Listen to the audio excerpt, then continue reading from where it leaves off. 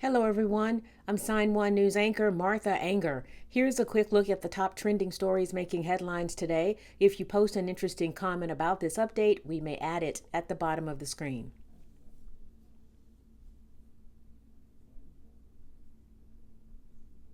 The death toll in Maui is soaring as more bodies are recovered. Authorities say at least 36 people have died from the catastrophic wildfires. The view from above is of shock and heartbreak. It is utter devastation in Lahaina, a popular tourist stop.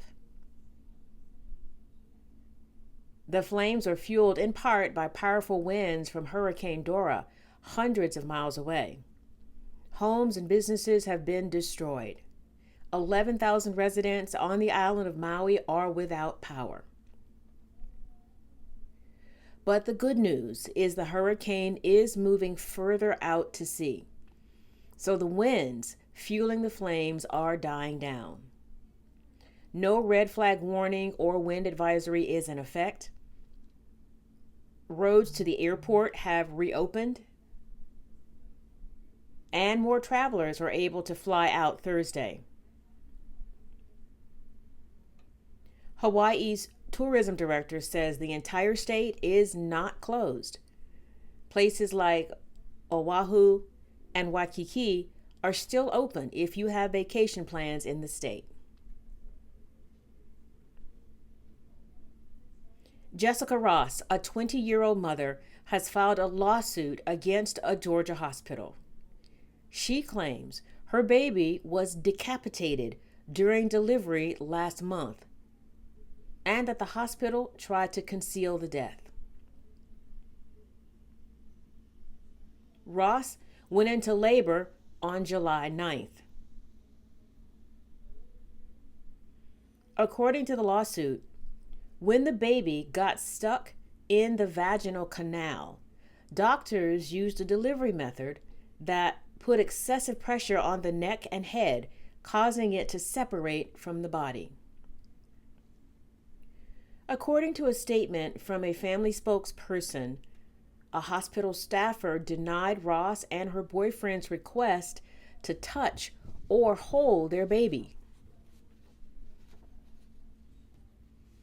They were only allowed to view him from a distance. The lawsuit alleges the baby was tightly wrapped in a blanket with its head propped up on the body so that anyone viewing him couldn't see he had been decapitated.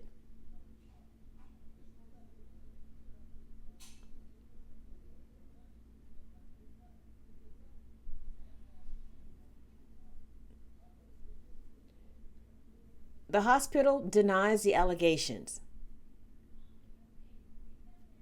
The medical examiner is still working to complete the autopsy, so the official cause of the baby's death has not been revealed. We are learning more about Craig Robertson. He is the Utah man who was fatally shot by the FBI after he allegedly made threats to assassinate President Biden. Officials say Craig Robertson pointed a gun at agents as they served a warrant in Provo on Wednesday, just before Biden's arrival for a campaign event.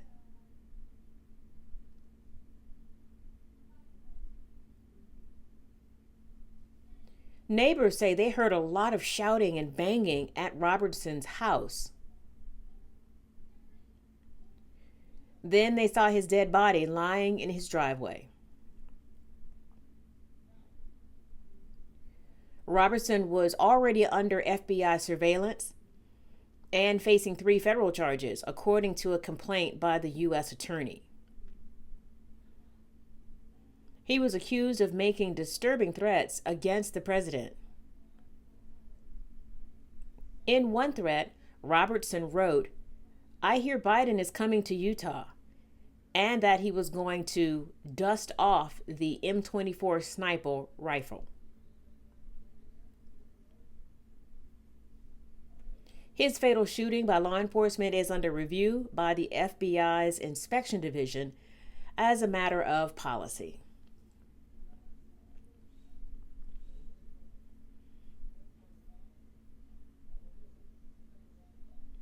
The number of people dying or being disabled from heart problems caused by air pollution has jumped since 1990.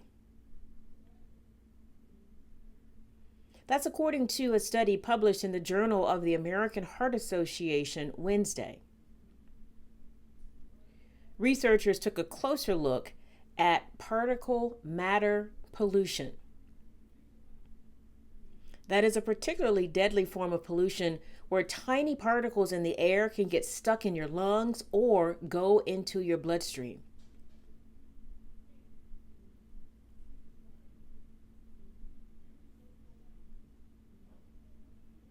The scientists say they analyzed global research gathered in 2019.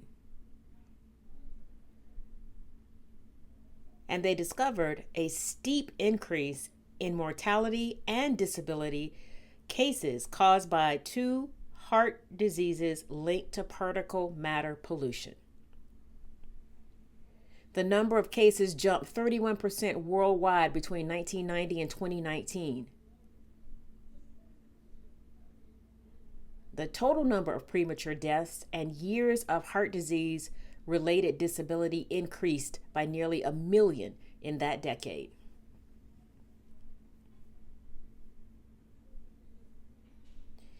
It appears more people may be joining the lawsuit against singer Lizzo.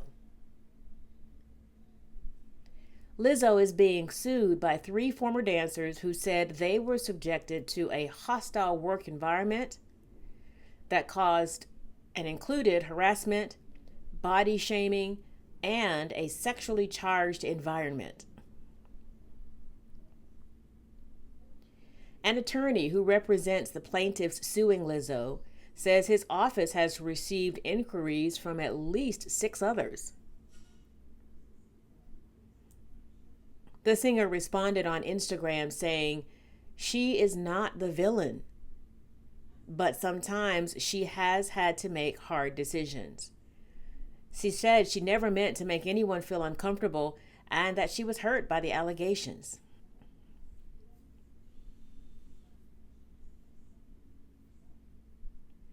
Sources at an Atlanta area prosecutor is expected to seek more than 12 indictments in efforts by Donald Trump and his allies to overturn the 2020 election results in Georgia. The investigation focuses on efforts to pressure election officials, a plot to use fake electors, and a voting systems breach in rural Coffee County, Georgia.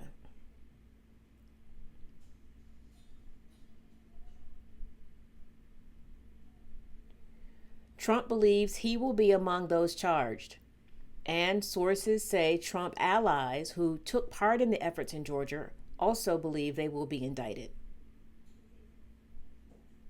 Fulton County District Attorney Fani Willis is expected to present her case to a grand jury next week.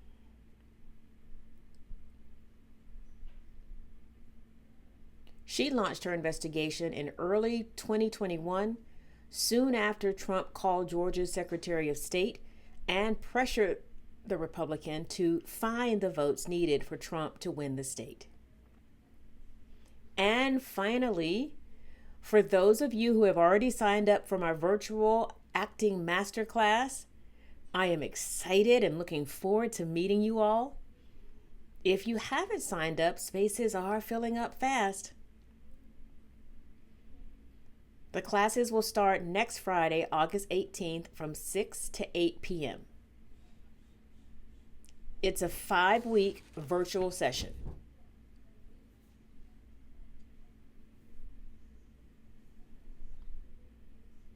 Here's what's included in the classes. Class 101 is hands-on, acting, improv.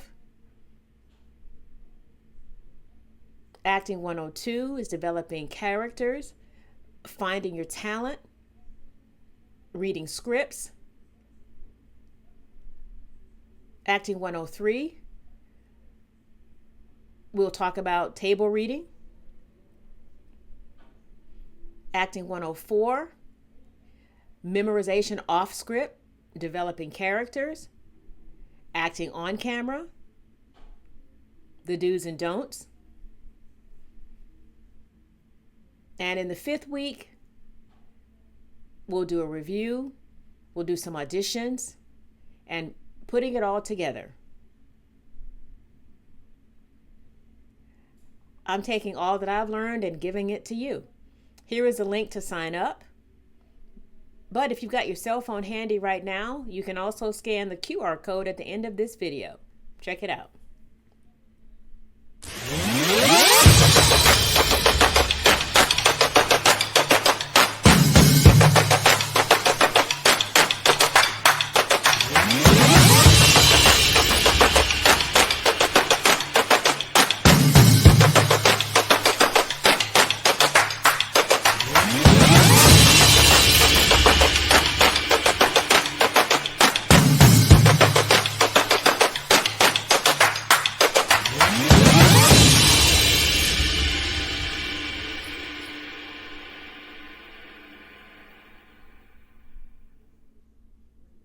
And that was the QR code. Sign1News will be broadcasting updates Monday through Friday. A big thank you to our Sign1News app supporters. You help make this broadcast happen. You can download the Sign1News app by heading to the App Store or Google Play Store on your smartphone. And you can also watch on Apple TV, Amazon, and Roku.